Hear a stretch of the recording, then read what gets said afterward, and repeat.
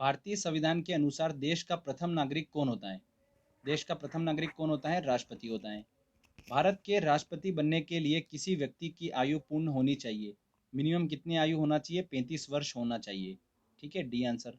राष्ट्रपति पद के चुनाव संबंधी विवाद को किसे निर्देशित किया जाता है?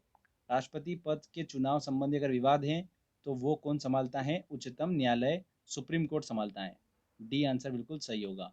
चलिए अगला क्वेश्चन लेते हैं। भारतीय संविधान का कौन सा अनुच्छेद राष्ट्रपति को उच्चतम न्यायालय से परामर्श करने की शक्ति प्रदान करता है? ये भी क्वेश्चन मैंने आपको बताया था कि राष्ट्रपति जो है वो उच्चतम न्यायालय से परामर्श ले सकता है किस किस मैटर पे? लॉ, फैक्ट और पब्लिक इंपॉर्टेंस के मैटर पे राष्ट्रपति जो है वो उच्चतम न्यायालय से परामर्श ले सकता है। ये आर्टिकल बोलता है 143, तो मतलब सी आंसर। नेक्स्ट देखिए, भारत के प्रथम उपराष्ट्रपति थे। अब एग्जाम में देखिए दो क्वेश्चन पूछे जाते हैं बिल्कुल सिमिलर। भारत के पहले उपराष्ट्रपति कौन थे और भारत के पहले उप प्रधानमंत्री कौन थे? दोनों कंफ्यूजन पैदा करते हैं, तो मैं आपको अच्छे से क्लियर कर देता हूं। पहले उपराष्ट्रपति जो थे वो कौन थे? डॉक्टर सर्वपल्ली राधाकृष्णन। ठीक है।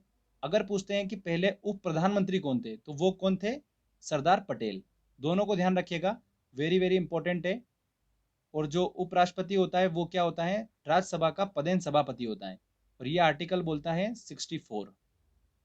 उपराष्ट्रपति का चुनाव करने वाली निर्वाचन संस्था के सदस्य कौन होते हैं? उपराष्ट्रपति का जो चुनाव किया जाता है वो संसद के दोनों सदनों के सदस्य द्वारा। बी आंसर बिल्कुल सही होगा। देखिए ए आंसर जो होगा वो कंफ्यूज करेगा आपको। लोकसभा और राज्यसभा यहाँ पे दोनों सदन हो गए, दोनों के निर्वाचित सदस्य। यहाँ पर क्या बोला? निर्वाचित सदस्य। तो राष्ट्रपति जो मनोनीत कर रहा है वो सदस्य यहाँ पर इंक्लूड नहीं करें, जबकि उनको भी वोट देने का अधिकार होता है। तो यहाँ पर सारे सदस्य आएंगे, संसद के दोनों सदनों के सदस्य। क्लियर? तो ये इंपॉर्टेंट चीज है। चलिए अगला क्वेश्चन लेते हैं हम। निम्नलिखित में से कौन सदन का सदस्य हुए बिना इसके अध्यक्ष के रूप में कार्य कर सकता है? कौन कर सकता है? भारत का उपराष्ट्रपति, राज्यसभा का पदेन सभापति होता है। राष्ट्रपति आंग्ला भारतीय समुदाय के कितने प्रतिनिधियों को लोकसभा में मनोनीत करता है? इंपॉर्टेंट क्वेश्चन है ये। देखिए, राष्ट्रपति जो है आंग्ला भारतीय समुदाय के 2 सदस्यों को लोकसभा मनोनीत करता है। राज्यसभा में राष्ट्रपति जो है 12 सदस्यों को मनोनीत करता है। टोटल मिला के राष्ट्रपति जो है वो 14 सदस्यों को मनोनीत करता है संसद में। तो कैसे भी क्वेश्चन पूछा जा सकता है। यहाँ पर देखिए लोकसभा के लिए पूछा है स्पेसिफिक, तो आंसर ए सही होगा। लोकसभा में आंग्ला भारतीय समुदाय के 2 सदस्यों को मनोनीत करने की शक्ति किसके पास होती है? राष्ट्रपति के पास में। घुमा फिरा के क्वेश्चन पूछे जा सकते हैं। चलिए अगला क्वेश्चन लेते हैं। राज्यसभा के चुनाव हेतु आयु निम्नलिखित में से कम नहीं होना चाहिए। मिनिमम आयु कितनी होना चाहिए राज्यसभा के चुनाव हेतु? 30 वर्ष होना चाहिए। C answer. राज्यसभा के सदस्यों का कार्यकाल कितने वर्ष का होता है? राज्यसभा के सदस्यों का कार्यकाल होता है 6 वर्ष का। इसी से मिलता जुलता क्वेश्चन भी ध्यान रखिएगा। विधान परिषद जो होती है उसके सदस्यों का कार्यकाल भी कितना होता है? 6 वर्ष का होता है। लोकसभा और राज्यसभा में गणपूर्ति संख्याएं, मतलब लोकसभा और राज्यसभा को चलने के लिए, कार्य करने के लिए मिनिमम कितने सदस्य जरूरी होते हैं? तो गणपूर्ति संख्या वही होती है। ठीक है। तो कुल सदस्य संख्या का 1/10 सदस्य उपस्थित होना चाहिए, तभी सदन की कार्यवाही हो सकती है। तो इसका सी आंसर बिल्कुल सही होगा। भारत एक धर्मनिरपेक्ष राज्य है, इसका मतलब है भारतीय राज्य जो है वो किसी निश्चित धर्म का। तो गाइस अभी मैं आपको बताने वाला हूँ इंडिया का बेस्ट ट्रेडिंग ऐप के बारे में, जिसका नाम है गुरु ट्रेड 7। गुरु ट्रेड 7 एक रिलायबल एप्लीकेशन है जिसमें आप डिफरेंट प्लेटफॉर्म के फाइनेंशियल मार्केट में ट्रेड कर सकते हो। गुरु ट्रेड 7 आपको प्रोवाइड करता है 24/7 ट्रेडिंग प्लेटफॉर्म, वो भी का समर्थन नहीं करता है। D answer. निम्नलिखित में से कौन सी एक वह मूल आधारिका है जिससे भारतीय संविधान विकसित हुआ है? किससे हुआ है? भारत शासन अधिनियम 1935। A answer. संविधान के किस भाग में नीति निर्देशक तत्वों का उल्लेख किया गया है? किस भाग में किया गया है नीति निर्देशक तत्वों का उल्लेख? 4 में। ठीक है। 3 में क्या किया गया है? Fundamental rights. और 4A में किया गया है फंडामेंटल ड्यूटीज। तीनों ही इंपॉर्टेंट है। यहाँ पर आंसर बी सही होगा। मौलिक अधिकारों में संशोधन करने में कौन सक्षम है? फंडामेंटल राइट्स जो हमारे, उसमें संशोधन कौन कर सकता है? संसद कर सकती है।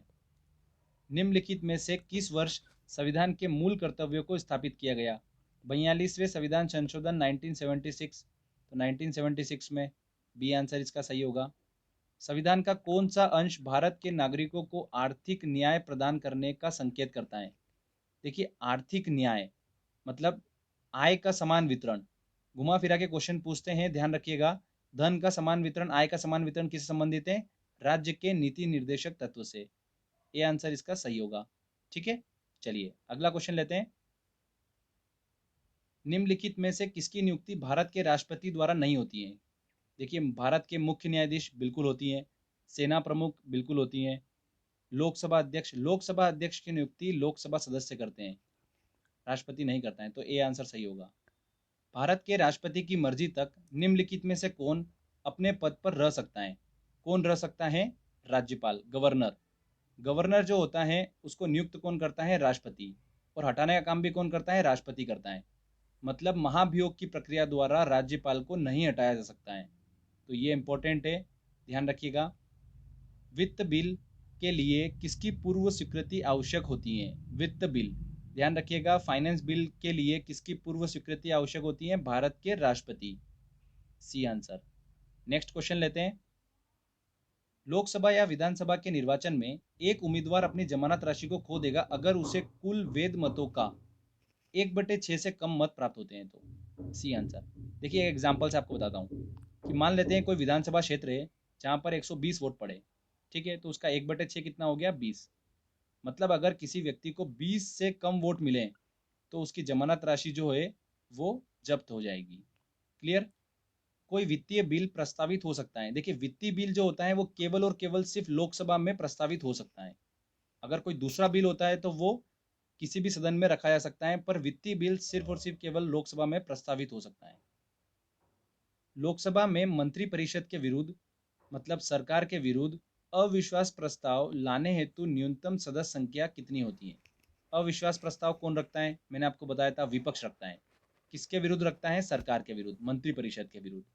प्रोसेस क्या होती है कि एक सदस्य लिखित में नोटिस देगा और 50 लोग उसके समर्थन में होना चाहिए, तब जाके अविश्वास प्रस्ताव जो होता है वो रखा जा सकता है।